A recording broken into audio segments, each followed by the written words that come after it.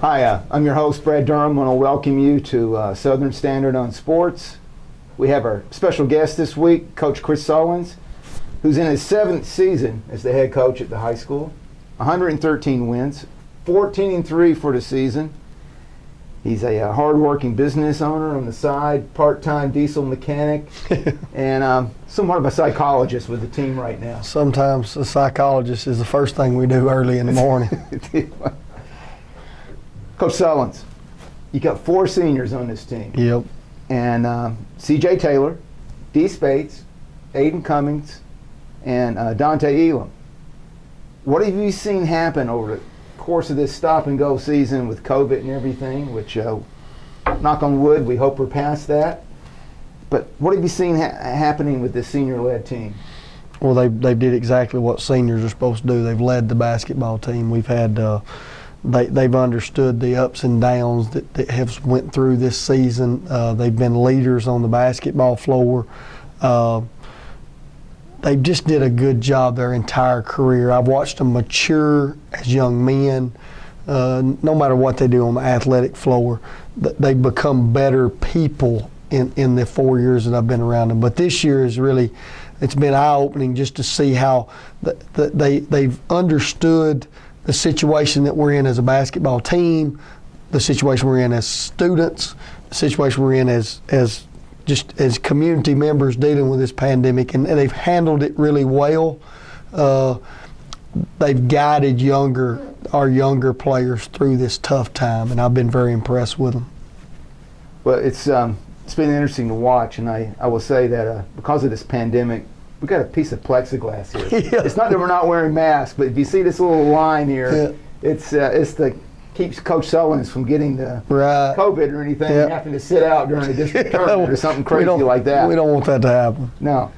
I know that when we talked earlier back in December, which it almost seems like 2 years ago. I would agree. I think it was the stop and go, and it's just the pandemic. Yep. The days seem longer. But we were talking about, because this is my first time really following you the whole way season through, is that there's the preseason, the pre-district games, and Yep. then there's the district games. And just in case anybody has stumbled onto this program, is not aware, you guys beat White County last Friday night. We did. Which avenged a home loss at the Dalk. Yep.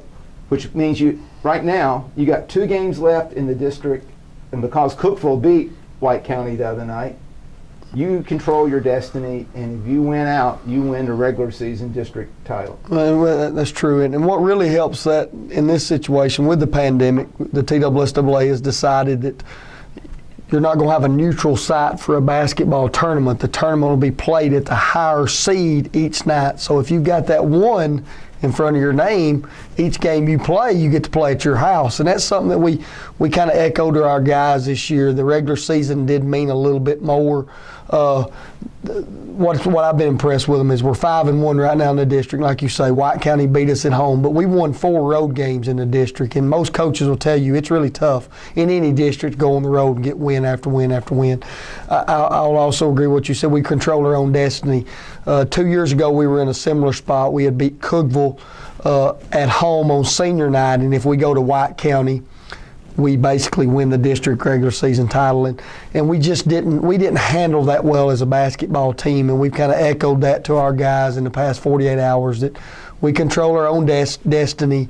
We need to make sure that we take care of business. We can't listen to the outside noise, because there's going to be a lot of that. There's going to be a lot of questions. You're going to be asked about it, and impertinent sports questions from sports reporters, right? You know, and a lot of people maybe from outside the community will talk about how Warren County's not been in these situations before, and you know, we don't want to put a lot of pressure on them. So what we've just said is, hey, we're going to keep the noise inside of our building. We'll talk about it inside of our locker room, but don't go out and don't get on social media and all those type things. Don't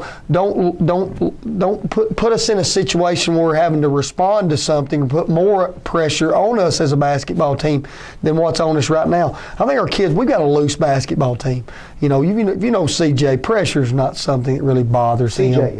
You know, who is that guy? He's a pretty good player that we seem to have. Yeah, but And then with D and A, and these guys have been through it before. I think last year helped us a lot when you win the district the tournament title. They've been in a lot of tough spots, so I don't think it's anything that they can't handle. I feel really good about where we're at these next 2 ball games, but our sole focus is on Ray County this coming Friday night.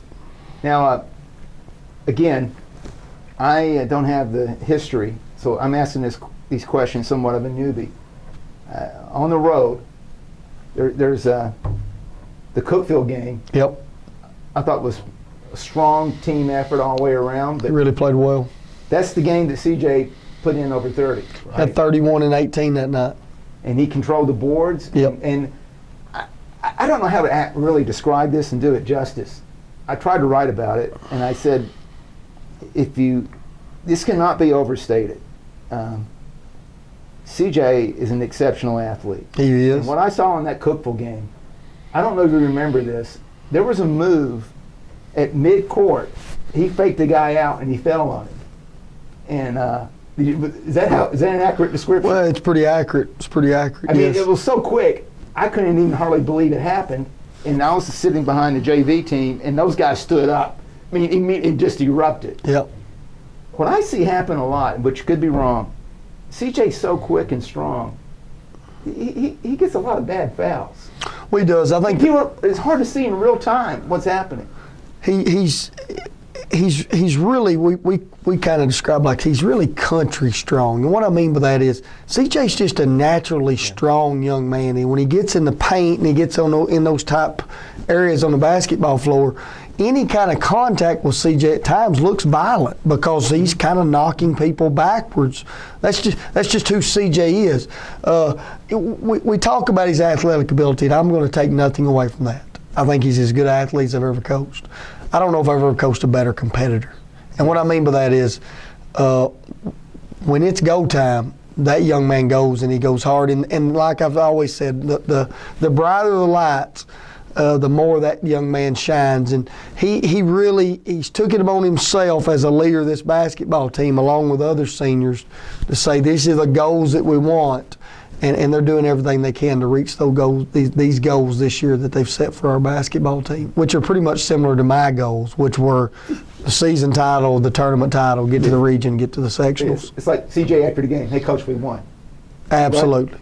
Absolutely. And I so interject this about CJ, who you were there today. He Yes. signed with Vanderbilt. Very proud of him. Proud for him and his family. Press conference Zoom thing with the head coach at Vanderbilt. Yep. Clark Lee, and it's interesting. He said this, and tell me what you think about this comment. CJ is a dynamic athlete and competitor who has a diverse set of skills. We're excited about him. He's coming from right down the road. He is a competitor who will come in and compete for a position. And Coach Lee mentioned he's been doing really well in basketball. That's just what a great athlete he is. Well, he's just the type athlete that doesn't come around often. I mean, he really is a really dynamic athlete. I will agree with what Vanderbilt's football coach said.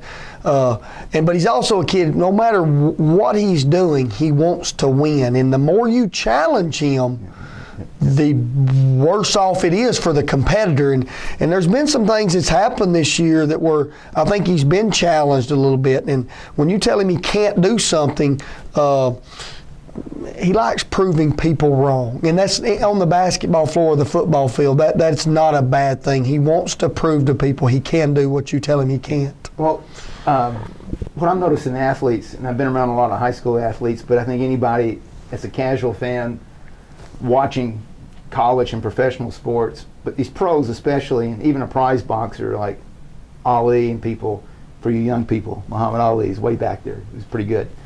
But they would do things to work themselves up. Yep. And I heard CJ after the Cookeville game going, in my whole lifetime, we never beaten Cookeville in basketball in a regular season on this court. He used that.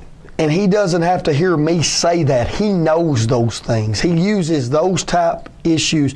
I'll give you, for instance, last night when we were playing Stone, the first time we played Stone, CJ was held to no field goals.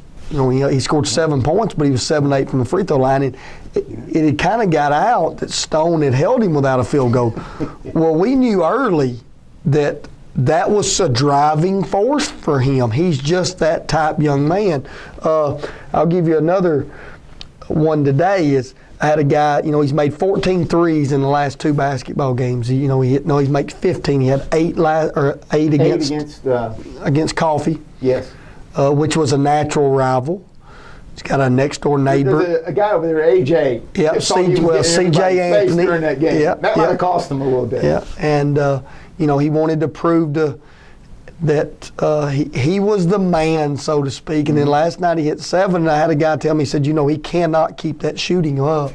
And I said, do me a favor, go tell him that. Because when you tell him that, it's going to drive him much harder.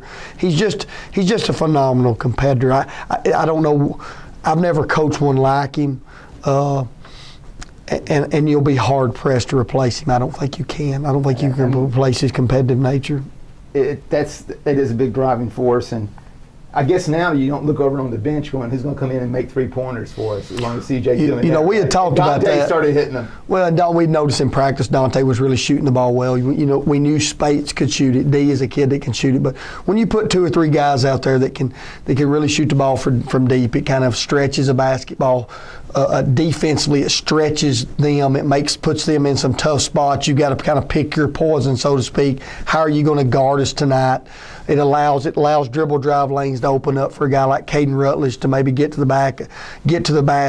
It helps a guy like Aiden when they're not able to double down. It's just a dynamic that we knew we were going to have at this point in the season. And he told me a couple nights ago before we got in district competitions, CJ told me, he said, Coach, my shot's back.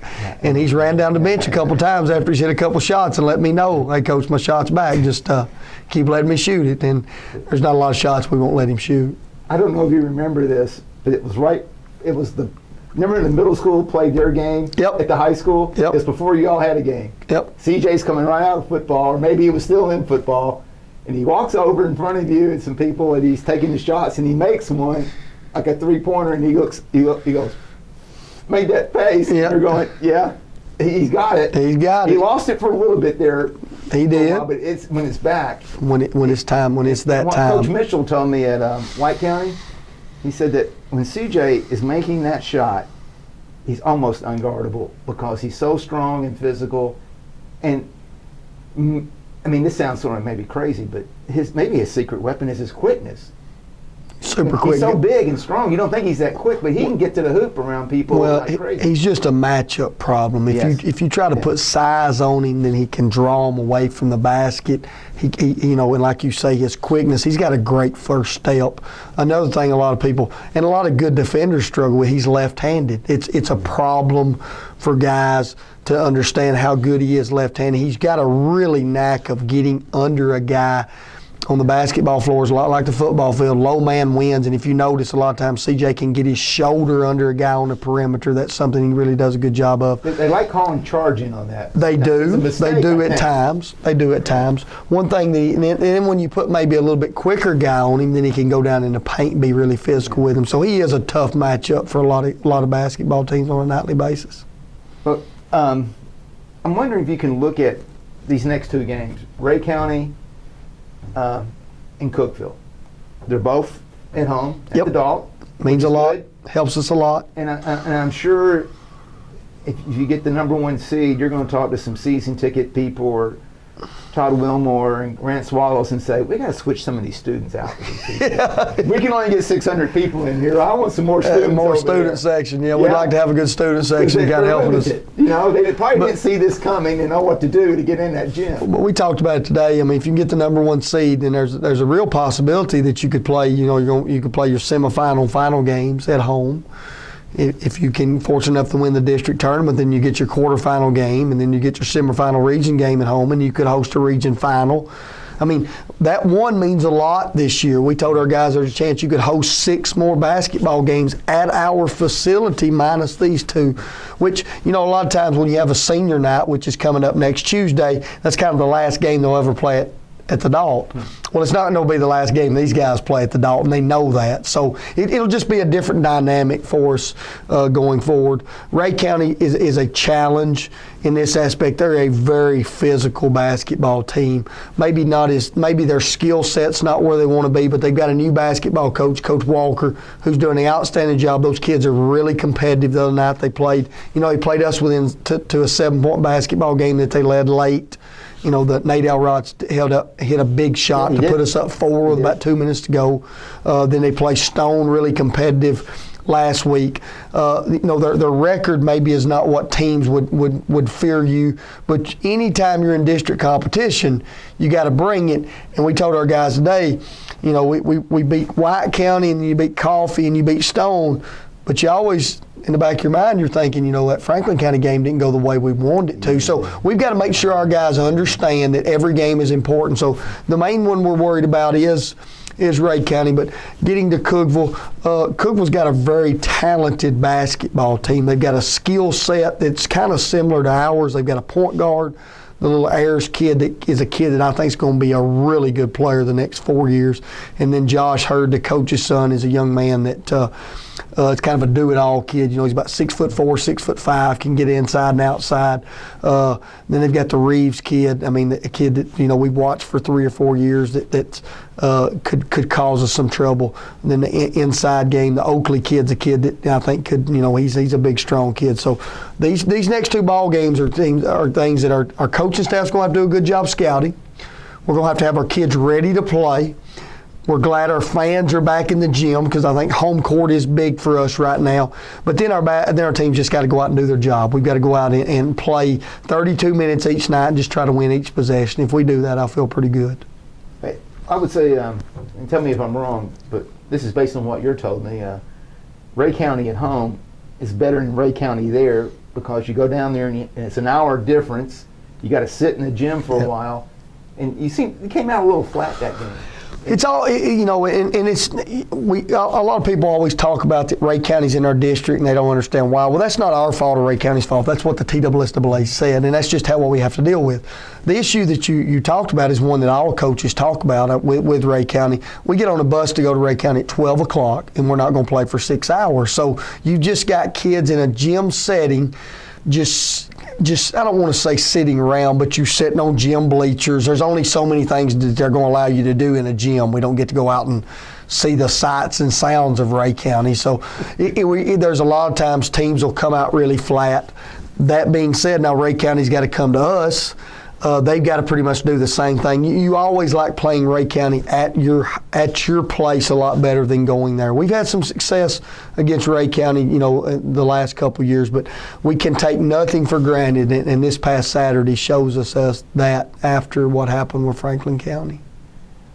Coach Solomons, moving into something a little different here. I know it's not an immediate concern. Is there any chance that C.J. Taylor becomes like an all-stater is in basketball, or is it just hard to get the word out and to have the exposure coming? I don't think, I'll put it this way, I don't think his regular season right now you would say he was an all-state kid. I will say this, and I said this to some people today. Now we know he's going to be an all-district kid. There's no doubt he's one of the top 2 to 3 players in the district. We know he'll probably be an all-region kid. I'm excited to see. And this is something we've not seen. We've seen it a little bit on the football field. I'm excited to see when CJ knows, and these seniors know, this could be my last time, what you're going to get out of them. Because every time, that'll be the ultimate test of CJ's competitive nature. And I told somebody today, you need to turn your camera on because you're going to see a Taylor that we've never seen before. And I think it's going to be a pretty good Taylor. I think it'll be a pretty good Elam. I think it'll be a pretty good D. Spates. When we get in that type setting, I think you're going to have some seniors that are going to be completely locked in, and then kids like Rutledge and Elrod and the Ashburn kid and the rest of them will kind of be along for the ride. So I did have a guy or two today that told me if he had done this for the entire year, he would have been a legitimate candidate for Mr. Basketball, and he'd been one of the few guys that ever won Mr. Football and Mr. Basketball alone. And I remember when he signed today, I told him with the Mr. Football standing up there. Yeah. And he kind of looked at me like, yeah, I know. Early in the year, I think CJ was playing basketball, and I mean this with no disrespect. He was playing basketball because he had fun with it. A lot of pressure on the football field. It's a hard transition to make. It's a hard transition. The first 10 or 12 ball games, you can just tell he was just enjoying playing. Now we've got the district time, and he knows what that asterisk that we put beside those games mean, and that's why he's averaging over 30 in those basketball games right now. Now, one thing I'm seeing D. Spates do, I thought, during the season, D is I want to call him like a floor general. Yep. And I think that's his role. It is. But he has the ability to take a game and move it. And if those two guys are doing it at the same time, I mean, how would anybody handle them? Because D has the incredible quickness, great ball handling skills. He's got an outside shot. He does. And he's got a great move to the hoop. And he does. He doesn't have. The only thing against him maybe is his height. Well, and no, so maybe he's not as strong, but he's got an excellent. He's got an excellent feel for how the game of basketball should be played. I mean, the little floater in the lane is just something you cannot. It's hard to. You can't coach it because a lot of kids, they don't have that physical ability to do what D does. But he's just got a good feel of understanding when that shot should be. When he needs to shoot that, he's got a good feel from the three-point line. He really shoots the ball well from there. He's the highest percentage on our basketball team by about 10 to 12%. And then he distributes the basketball so well. And that's why I think guys like to play with him, is because they know he'll get them the basketball. He makes a lot of guys look better on the floor because they get better shot opportunities. He's a young man that we're going to miss just as much as CJ for this reason. It's hard to find a D Spates. I mean, they don't just walk up and down the halls at Warren County High School. So when in the next couple months, we're going to enjoy them. And then as coaches, you're going to scratch your head trying to replace them, this time around June or July of this year. Well, I'll say this. Of the teams you played, I'm watched. I haven't seen a D Spates on the other team.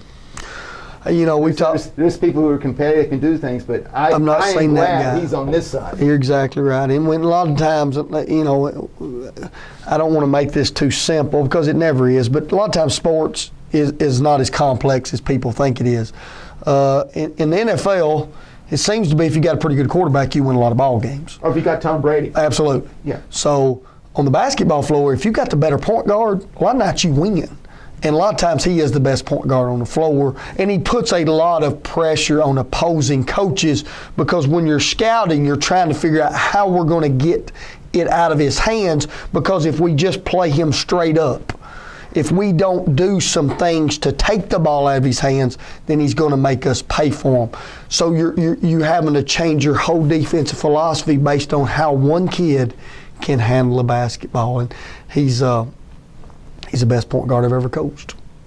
That's high praise. Now, Coach, before I ask you my last question, I just want to make a note here of thanking our production people, because the last time we did this, we had to do it 2 or 3 times. 2 or 3 times, didn't we? I messed up the sound. We're glad they're here tonight. And there's some freaky background, and hopefully we got Nikki Childers and Taylor Moore here to do this and make sure that I don't mess it up. I'm not touching that camera. You don't know how much I appreciate them hearing that. And that red light is on and it's not blinking. That's a good thing. Oh, it's you can't be an idiot and run that machine. When I was in the press conference on Zoom this afternoon with Coach Clarkley at Vanderbilt, I mean, he's trying to make his name and express what he's trying to do, and you hear a lot of coach speak.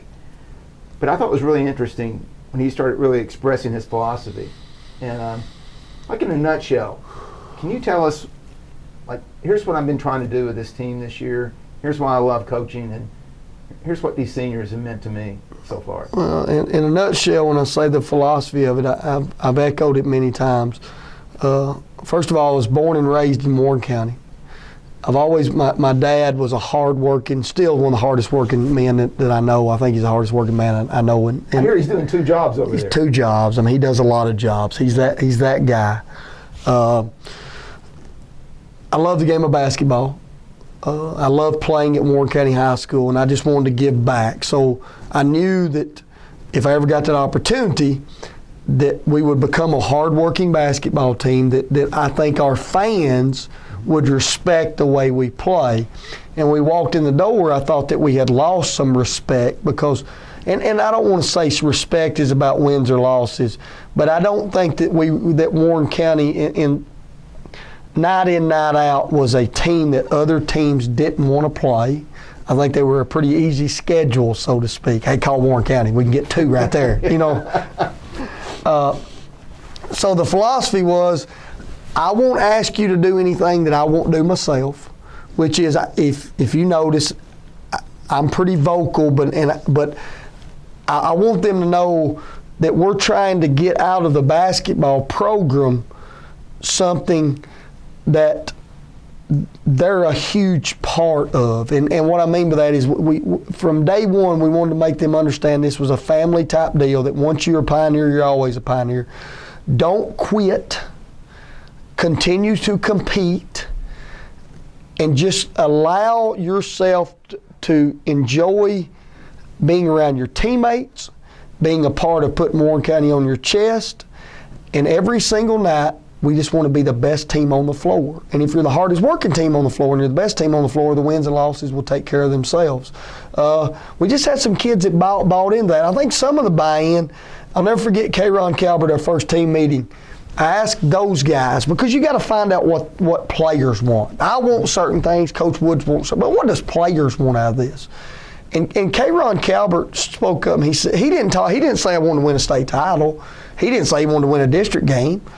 All K-Ron Calvert says, he wanted to be respected. So if we wanted to be respected, there were certain things we're going to have to do to be respected.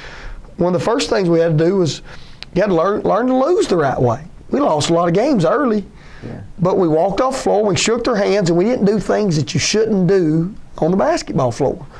That was big. And then I remember Holden Baker looked at me one time and I said, what do you want out of this? He was a kid that was a junior when I first got there, and he said, I just want to beat Sparta one time. and I don't mean that with any disrespect, but that wasn't what my goals were. Right.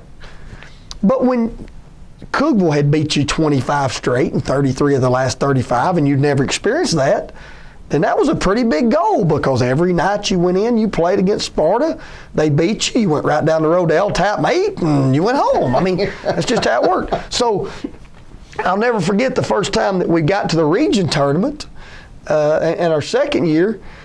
I thought we had a really good shot of beating Bradley Central.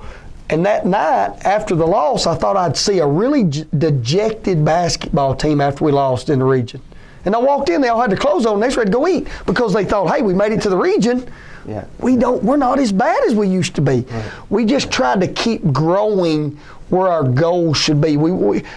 I set the bar here, but we had to make sure our kids understood maybe their bar's here, but we're going to see if we can get their bar to where my bar's at, where our coaching staff. So in a nutshell, it's about being a very competitive basketball team that believes and trusts in each other, that won't quit on each other. And win, lose, or draw, we'll walk out there with heads held high, knowing that we played as hard as we could for Warren County. That's great stuff. And when I was listening to Coach Lee Vanderbilt, he's new in there, but he was saying the same thing. He said, you know what?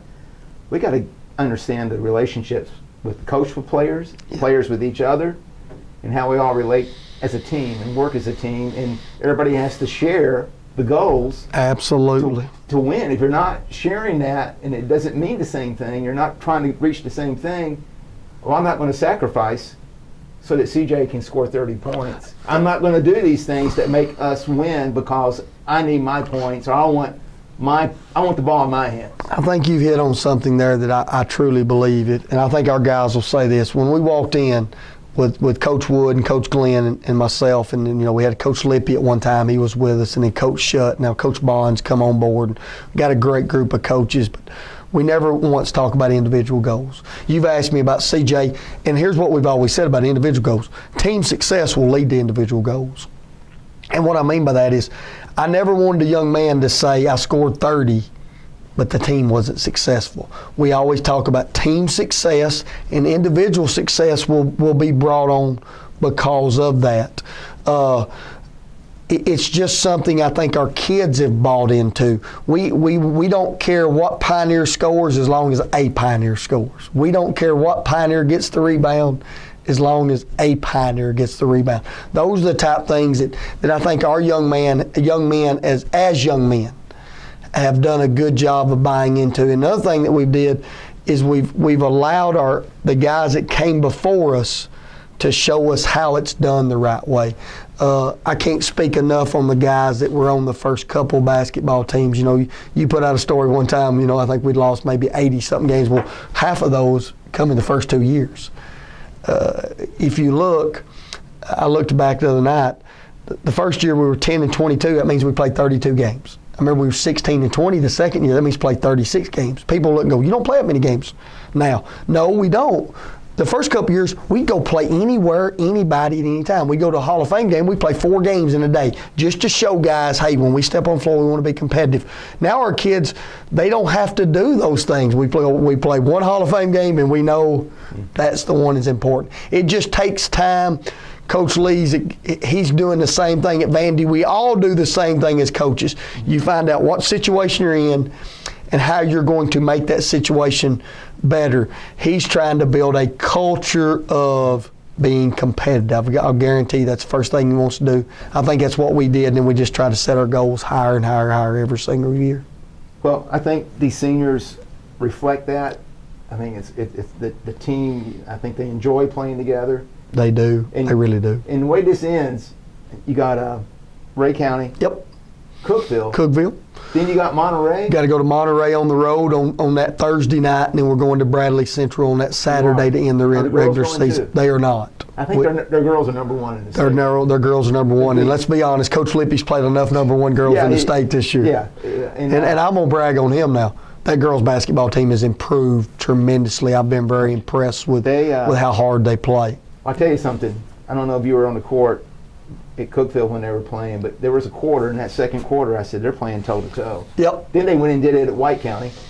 It's one of the first times, and I might be running long, it's one of the first times I'll never forget. I walked in the locker room and I told somebody, I said, tell me when there's a couple minutes left in this ball game, because I wanted our guys to come out and watch those girls, how hard they were playing, and let them know that we support our girls basketball team. So was very impressed with where they're at right now. They're improving as a basketball team. And they play hard like the boys. You're not going to get short.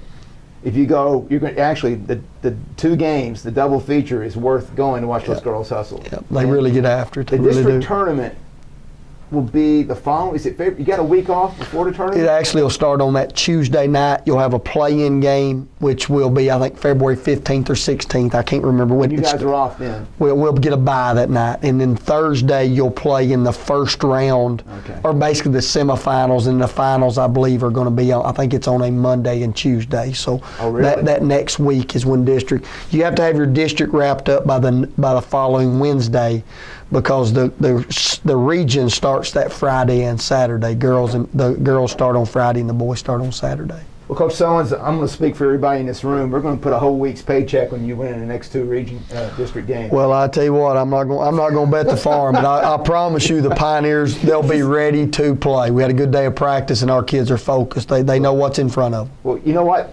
And again, we've been saying this the whole district, but these are really meaningful games, and they're fun. They're fun. I'll ask you, do they feel different than a regular season game? It's got I believe now. It's got a little different. Yeah, I told you it's a little bit different. We look at district games, and everybody looks at those games a little bit different. And really, I mean, this is we played White County.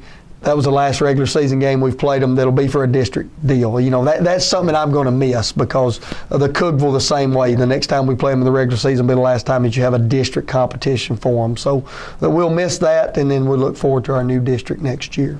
Well, we certainly are pulling for you to win, and it's going to be an interesting week, because we'll know a lot by next Tuesday night.